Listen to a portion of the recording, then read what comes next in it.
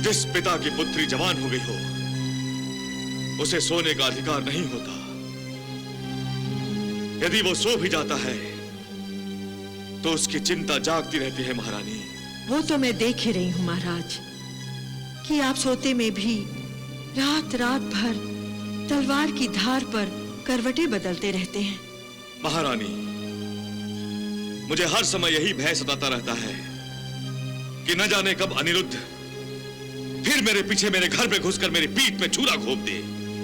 यदि चित्रलेखा द्वारिकाधीश के राजमहल में पहुंच भी गई और राजकुमार अनिरुद्ध का अपहरण कर भी लिया, तो यहाँ पहुंचने पर भी धोखा हो सकता है। कहीं पिताश्री के मायावी पहरेदारों में से किसी ने उन्हें देख लिया तो हम सब संकट में आ जाएंगे। प्रभु, आपके नाटक का सूत्र क्या है?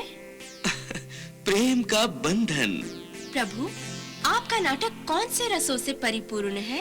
देवी, इस नाटक में रौद्र रस भी है, वीर रस भी, व्यंग रस भी है, हास्य रस भी, करुणा रस भी है और प्रेम रस भी। अच्छा, इन सभी रसों से परिपूर्ण नाटक में देवर्षि नारद क्या कर रहे हैं प्रभु? देवऋषि नारद इस नाटक में प्रेमी और प्रेमिका को एक दूसरे से मिलाएंगे।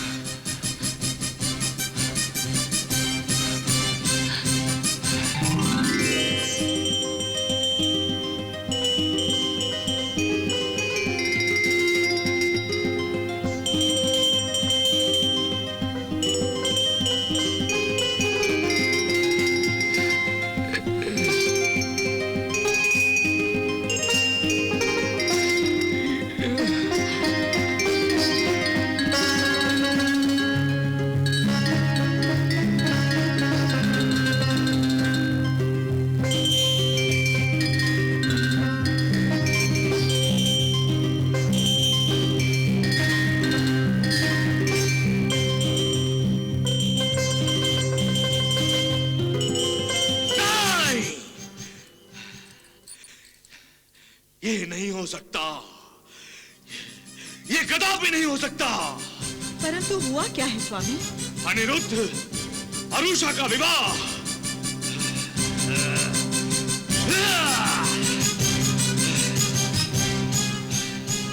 उषा का विवाह? अवश्य आपने कोई सपना देखा होगा। हाँ महारानी, मैंने सपने में अनिरुद्ध अरुषा का विवाह होते देखा है।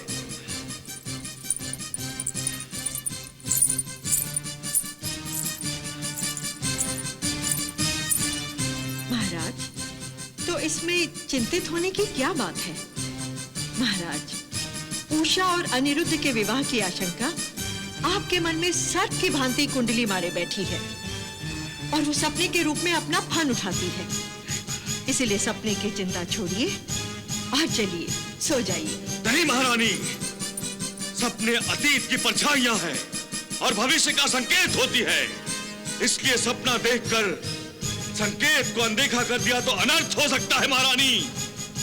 महारानी, इसलिए मुझे सावधान रहने की आवश्यकता है।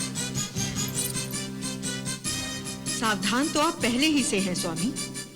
इसीलिए आपने अपने प्रमुख एवं मायावी गुप्तचरों वीरसेन और चित्रसेन को अनिरुद्ध के पीछे लगा दिया है। अब अनिरुद्ध आपके विरुद्ध कुछ भी करेगा तो आपके गुप्तचर आपको बताएंगे ही। इसलिए आप निश्चिंत होकर सो जाइए महाराज। चलिए। नहीं महारानी, जिस पिता की पुत्री जवान हो गई हो, उसे सोने का अधिकार नहीं होता।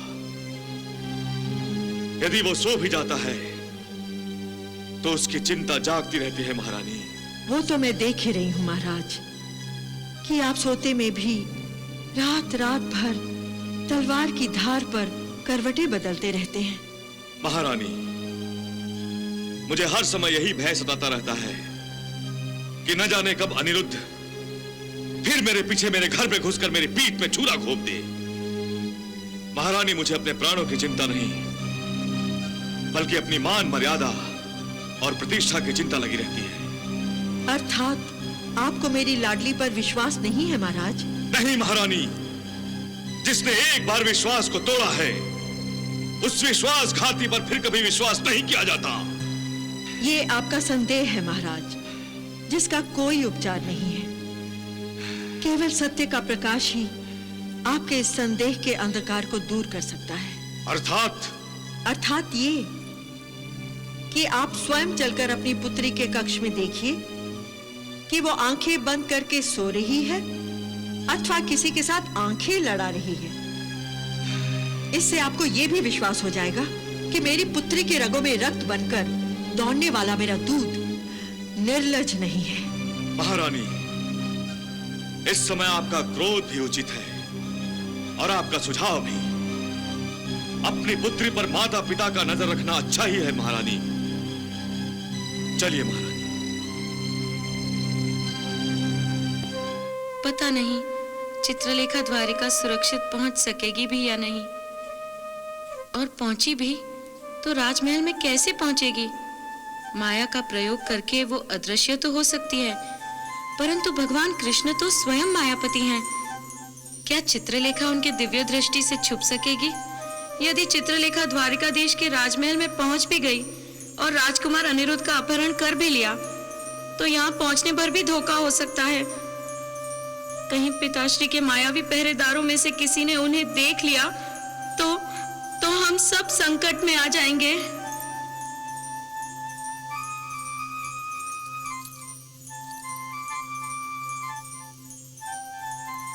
हे भगवान भोलेनाथ, हे माता पार्वती, आप दोनों हमें सभी संकटों से दूर रख हमारी रक्षा करें, हमारी रक्षा करें।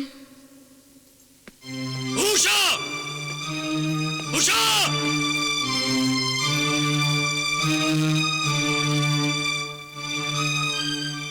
मैं अपनी पुत्री पर बिना कारण शंका कर रहा हूं। वो तो यहां अपने कक्ष में प्रार्थना कर रही है और मैंने उसके बारे में कितनी अनुचित बात सोची।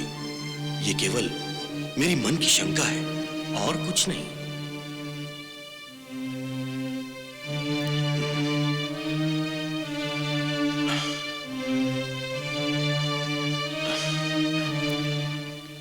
प्रणाम प्रभु।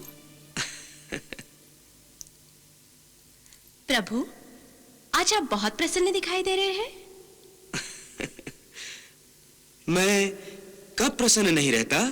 मैंने तो ऐसे ही पूछा था कि देवर्षि नारद से भेंट हो जाने के बाद आप इतने प्रसन्न क्यों हो जाते हैं। परंतु अब मैं ये अवश्य जानना चाहूंगी कि आपकी प्रसन्नता का कारण क्या है।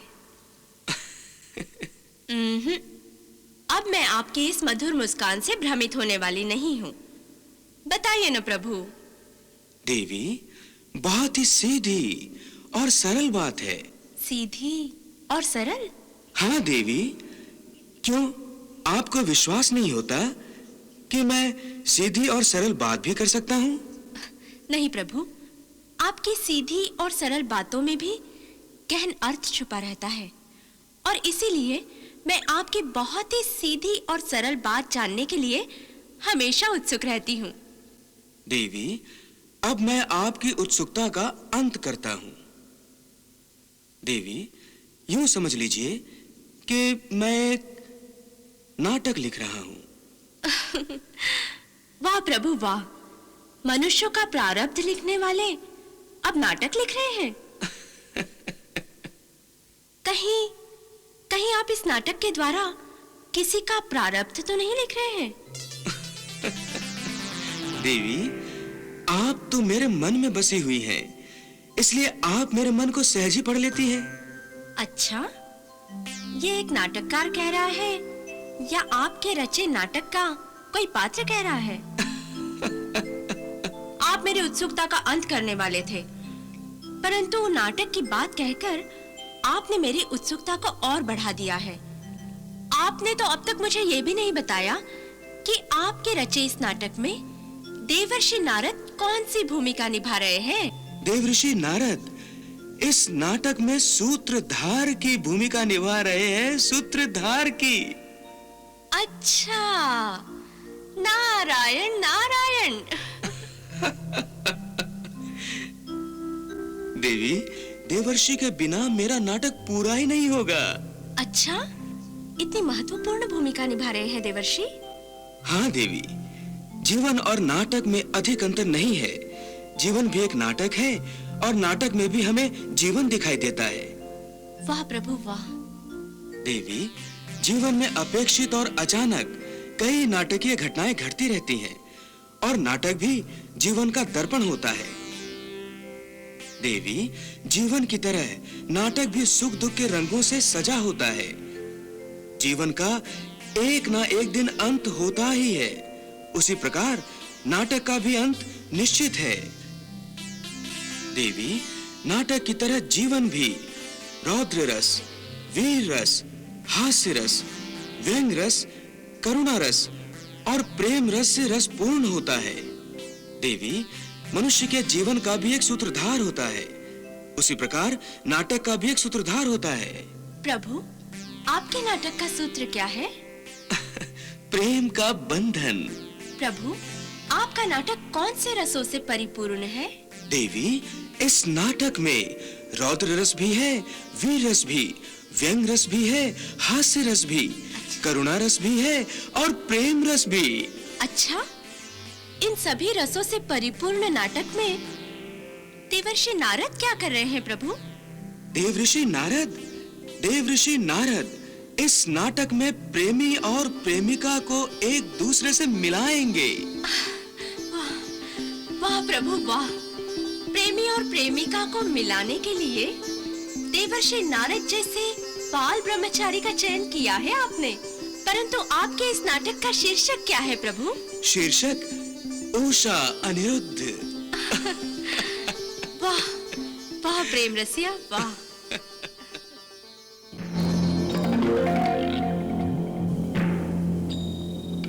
द्वारिका में प्रवेश करना सहज नहीं है, तो राजकुमार अनिरुद्ध का अपहरण करना कैसे सहज होगा?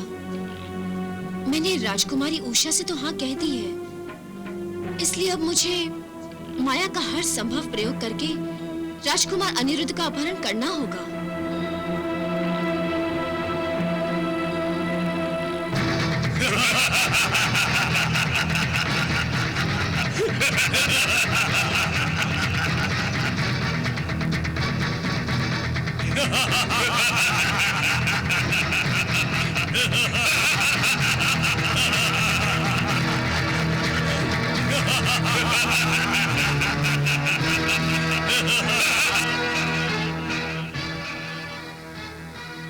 असुरराज बाणासुर ने यदि इन दोनों को अनिरुद्ध पर गुप्तचरी करने का काम सौंपा है, तो मैं अनिरुद्ध का अपहरण कैसे कर सकूंगी? यदि मैं अपहरण करूं, तो ये दोनों तत्काल जान जाएंगे और बाणासुर को समाचार दे देंगे। फिर अनिरुद्ध हरण करने का उषा का और मेरा हेतु पूरा नहीं होगा। इनसे बचना ही होगा और इसके लिए इन्हें भ्रमित ही करना होगा।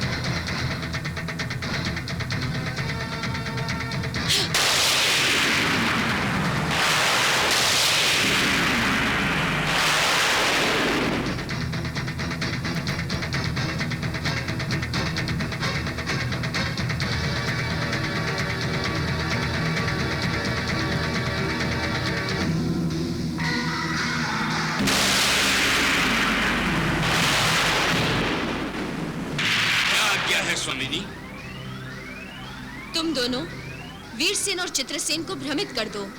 जो आज्ञा स्वामिनी।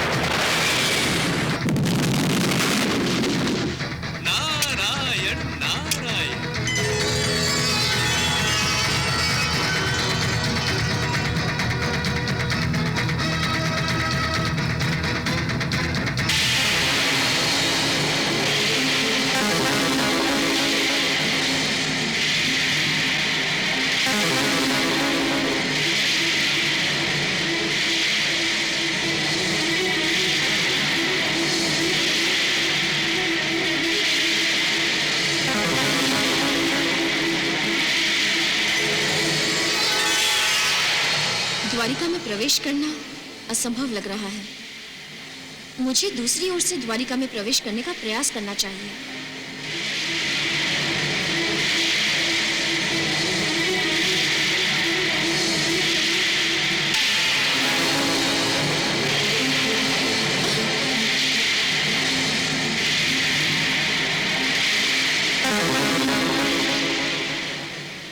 ये तो भगवान श्री कृष्ण का मुख्य अस्त्र सुदर्शन है।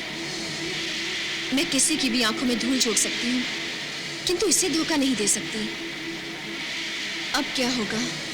नारायण नारायण।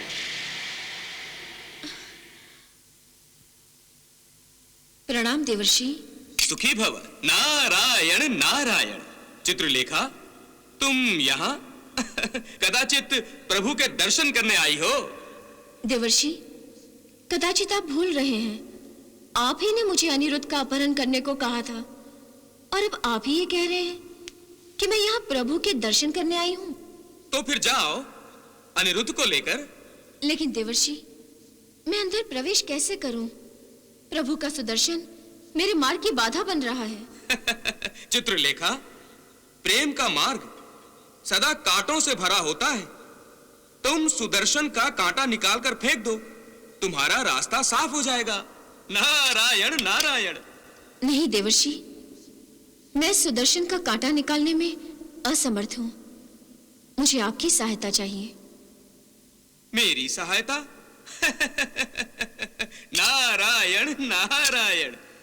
दो सच्चे प्रेमियों को मिलाने में ये ब्रह्मचारी नारद तुम्हारी कोई भी सहायता करने को तैयार है। मुझे क्या करना होगा चित्रलेखा? तो हे देवर्षि, आप इस सुदर्शन चक्र को मेरे मार्ग से हटा दीजिए। चित्रलेखा, यदि तुम स्वयं श्रद्धा और भक्ति भाव से सुदर्शन से विनती करोगी तो सुदर्शन स्वयं तुम्हारे मार्ग से हट जाएगा। सच देवर्षि। नारायण नारायण। हे सुदर्शन, आपको चित्रलेखा का प्रणाम स्वीकार हो। हे सुदर्शन, आप मुझ पर अनुग्रह करके मुझे द्वारिका के राजमहल में प्रवेश करने की अनुमति दीजिए। मैं राजकुमार अनिरुद्ध को शोणितपुर में बाणासुर की कन्या उषा के कक्ष में ले जाना चाहती हूँ। हे सुदर्शन, आप क्रोधित न होइए। उषा और अनिरुद्ध का विवाह हो जाए, यही महादेव शिवशंकर और माता पार्वती की भी इच्छा है। इस विवाह को उन दोनों का आशीर्वाद प्राप्त है। इसलिए कृपया आप मुझे अनिरुद्ध को उठाकर ले जाने की अनुमति दीजिए और मेरा रास्ता मत रोकिए। अवश्य।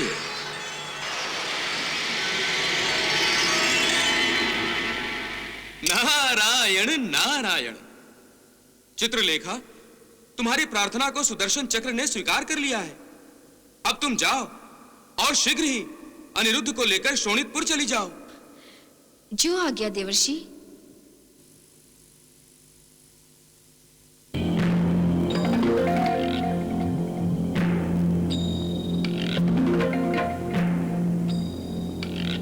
नारायण नारायण।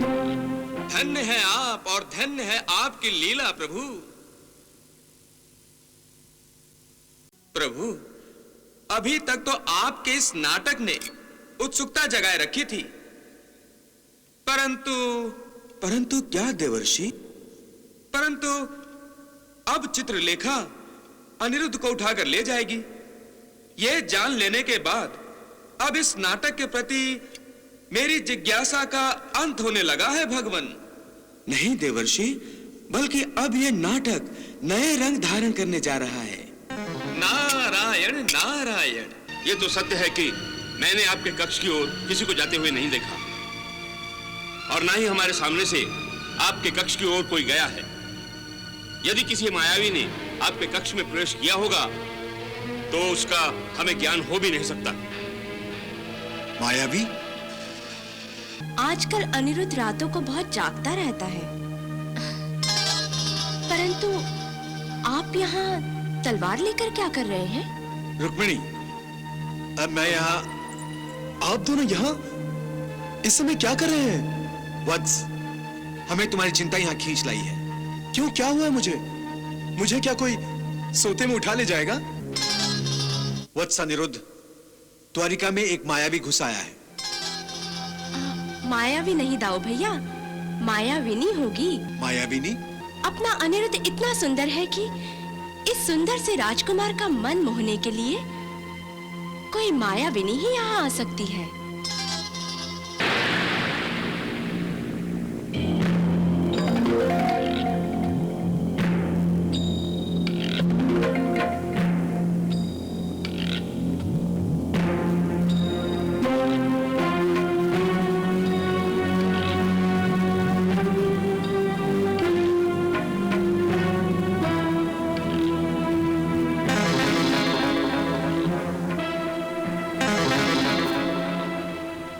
अनिरुद्ध का कक्ष कौन सा होगा?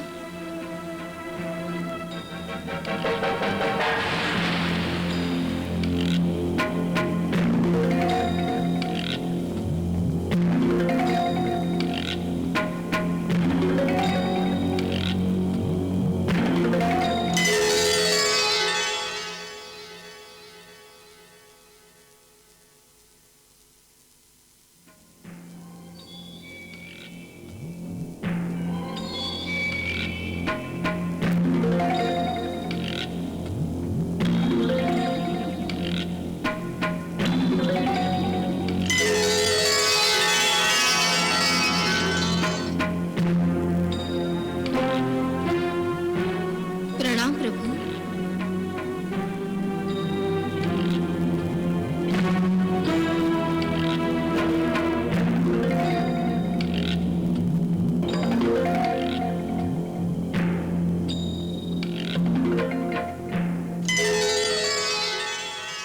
यशस्वी भव।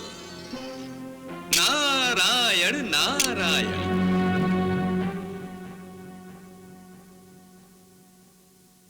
प्रभु, अभी तक तो आपके इस नाटक ने उत्सुकता जगाए रखी थी, परंतु क्या देवर्षि? परंतु अब चित्रलेखा अनिरुद्ध को उठाकर ले जाएगी। यह जान लेने के बाद अब इस नाटक के प्रति मेरी जिज्ञासा का अंत होने लगा है भगवन। नहीं देवर्षि, बल्कि अब यह नाटक नए रंग धारण करने जा रहा है। नारायण नारायण। देवर्षि, चित्रलेखा इतनी आसानी से अनिरुद्ध का अपहरण नहीं कर सकेगी। और फिर आप दाऊ भैया को कैसे भूल गए? नारायण नारायण। प्रभु, आपने दाऊ भैया की याद दिलाकर मेरी जिज्ञासा बढ़ा दी है। सुदर्शन तो मान गए, पर दाऊ भैया कैसे मानेंगे? नारायण नारायण।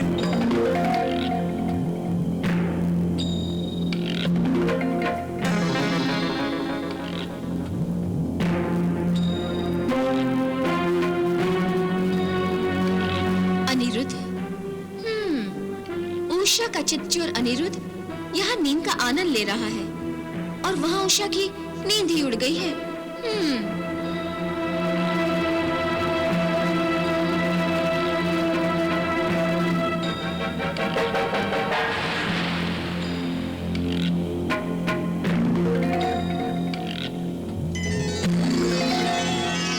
नारायण नारायण। वाह प्रभु वाह, आपकी लीला अगाध है भगवन।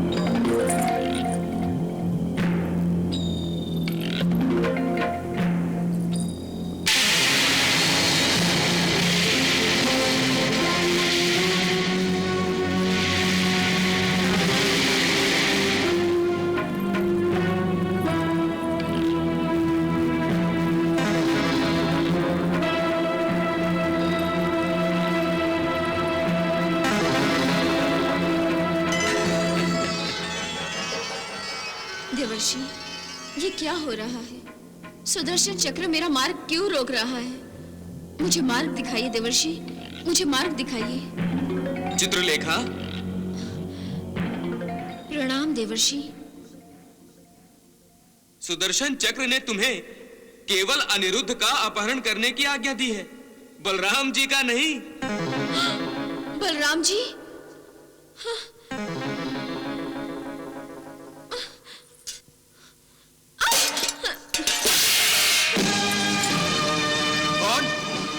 कौन है? कौन है वहां? रुक जाओ, मैं कहता हूं रुक जाओ।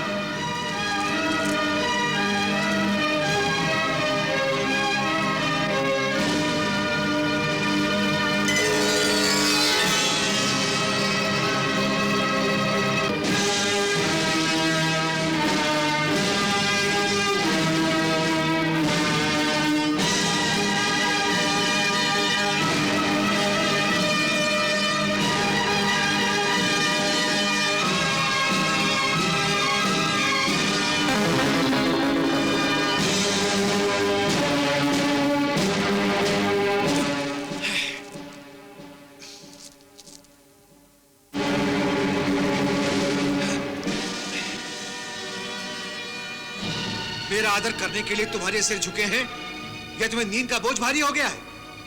महाराज, हम पर राजमहल की सुरक्षा का दायित्व है, हम नींद के अधीन कैसे हो सकते हैं? यदि ऐसा है तो मेरी आज्ञा के बगैर मेरे कक्ष में कोई कैसे घुस आया? आपके कक्ष में इस समय यह असंभव है महाराज। असंभव?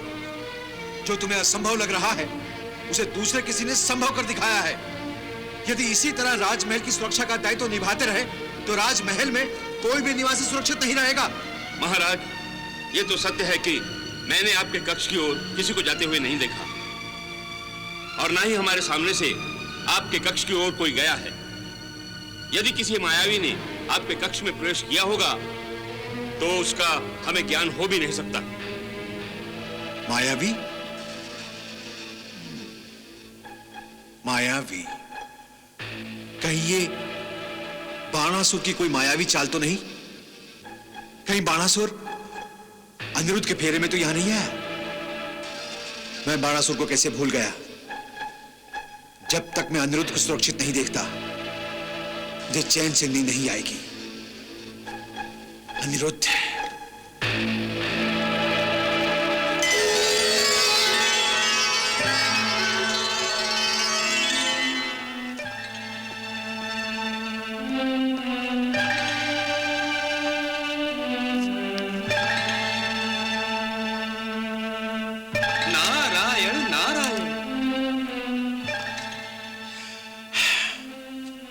किसी की चाहत भी क्या चीज है जो अकारण ही मन में शंका को भड़काने के साथ साथ भय को भी जन्म देती है। अनिरुद्ध को देखकर संतोष प्राप्त हुआ। मुझे तो व्यर्थ ही चिंता हो रही थी।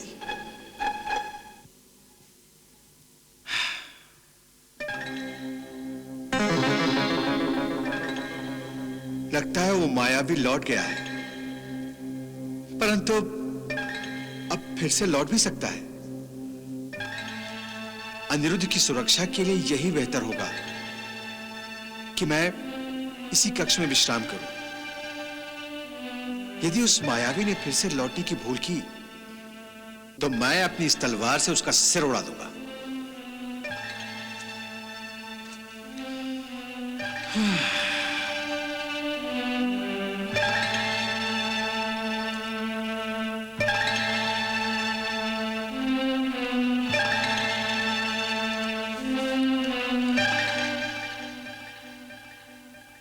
प्रभु, अब आपकी इस नाटकीय रचना से तो मन में उत्सुकता की लहरें उठने लगी हैं। दाऊ भैया ने तो अपने अभिनय से इस नाटक में अद्भुत रंग भर दिए हैं। अब आगे क्या होगा भगवान? देवर्षि, ये तो चित्रलेखा की इच्छा पर निर्भर है। नारायण नारायण।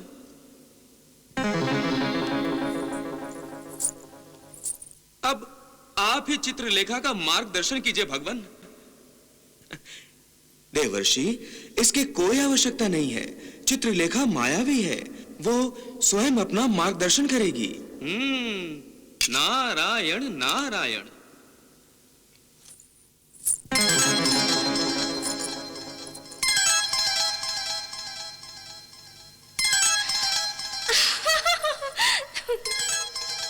प्रभु, ये मैं क्या देख रहा हूं? देवर्षि, मैंने आपसे कहा था ना, चित्रलेखा महामायावी है। मैंने तो आपको पहले ही बता दिया था कि उसने पिछले जन्म में एक बार देवी पार्वती का रूप धारण किया था और अब इस जन्म में देवी रुक्मिणी का रूप धारण किया है।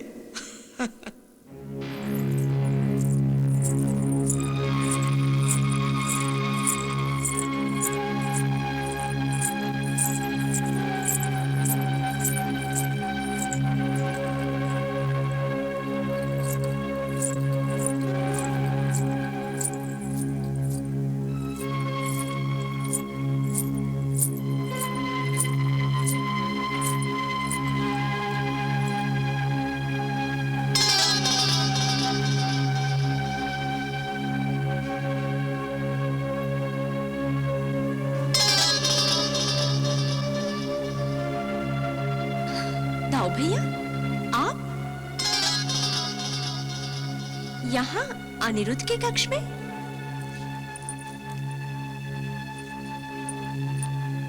तुम इतनी रात गई यहाँ? तुम यहाँ क्या करने आई हो? मैं? दाऊ भैया, मैं तो केवल अनिरुद्ध को देखने आई थी कि ये सो गया कि नहीं। आजकल अनिरुद्ध रातों को बहुत जागता रहता है। परंतु आप यहाँ तलवार लेकर क्या कर रहे हैं? रुक्मिणी, अब मैं यहाँ पितामह, दादी माँ, आप दोनों यहाँ इस समय क्या कर रहे हैं? वत्स, हमें तुम्हारी चिंता यहाँ खींच लाई है। क्यों, क्या हुआ है मुझे? मुझे क्या कोई सोते में उठा ले जाएगा? दादी माँ, आप घबरा क्यों गई? मैं डर गई थी अनिरुद्ध। मुझे लगा कहीं सचमुच ऐसा न हो जाए। मेरा जी तो चाहता है कि मैं तुम्हें इसी वक्त अपनी गोद में उठाकर यहाँ से ले जाऊं। छोड़िए भी दादी माँ, अब मैं बच्चा नहीं रहा। हाँ हाँ, अब तुम बच्चे नहीं रहे, जवान हो गए हो और प्रेम भी करने लगे हो। क्यों? परंतु वत्स, तुम जवान हो गए हो, परंतु तुम्हारी सुरक्षा के हेतु हम तुम्हें अकेला नहीं छोड़ सकते। क्या आपको मेरे बाहुबल और शौर्य पर विश्वास नहीं रहा पितामह? पितामह, जब भी मेरे हाथ में शस्त्र होता है तो मृत्यु भी मुझे पराजित नहीं कर सकती। वत्स अनिरुद्ध, अपने बल पर, अपने शौर्य पर विश्वास होना बहुत अच्छी बात है, परंतु इस विश्वास को अहंकार नहीं बनने देना चाहिए। वैसे भी अहंकार में मनुष्य अक्सर भूल कर बैठता है और फिर यह बल, यह शौर्य किसी काम नहीं आता। मैं अहंकार से नहीं, विश्वास से बोल रहा हूं। आप मेरी चिंता मत कीजिए। अनिरुद्ध, बड़ों को अपने छोटों की चिंता हमेशा रहती ही है। परंतु अचानक आप दोनों को मेरी इतनी चिंता क्यों होने लगी? वत्स अनिरुद्ध, द्वारिका में एक मायावी घुस आया है। मायावी नहीं दाऊ भैया, मायाविनी होगी। मायाविनी? हाँ, आप देखिए न दाऊ भैया, अपना अनिरुद्ध इतना सुंदर है कि इस सुंदर से राजकुमार का मन मोहने के लिए कोई मायाविनी ही यहाँ आ सकती है। दादी माँ, अब आप भी मेरी खिल्ली उड़ाने लगी। अरे, इसमें खिल्ली उड़ाने की कौन सी बात है? तुम्हारी आयु ही ऐसी है जिसमें प्यारे प्यारे सपने आते हैं। दाऊ भैया, इसके सपनों में भी जरूर इसकी कोई स्वप्न सुंदरी आती होगी, है ना? क्यों अनिरुद्ध, कुछ गलत बोला मैंने? हाँ?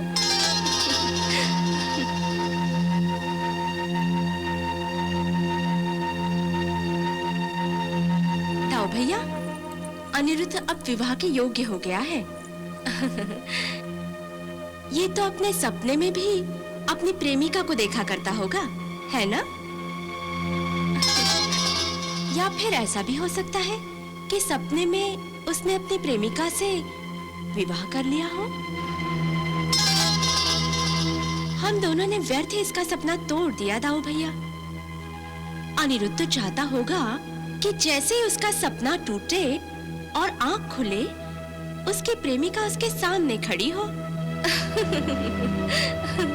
चलिए दाऊ भैया, इसे सोने देते हैं। यदि इसके प्रारब्ध में होगा तो कल अवश्य ही ये अपनी प्रेमिका के पास होगा। रुक्मिणी, ये भी हो सकता है। यदि इसके प्रारब्ध में होगा तो हो सकता है कि कल ही इसका शुभ विवाह भी हो जाए। आपकी वाणी सत्य हो दाऊ भैया। देखो वत्स अनिरुद्ध, तुम्हें एकदम सतर्क रहना चाहिए। सपनों में बिल्कुल नहीं खो जाना चाहिए। जी दादाजी।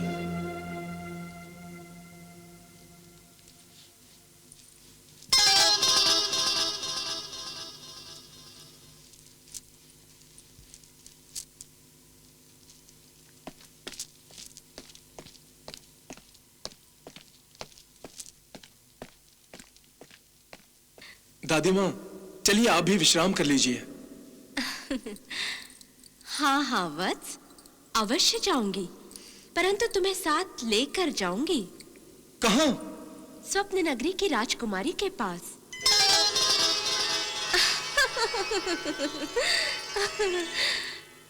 तुम अभी सो जाओ वत्स। कल का सवेरा तुम्हारे जीवन का सबसे रंगीन सवेरा होगा। तुम स्वयं संभ्रमित हो जाओगे कि यह स्वप्न है या वास्तविकता।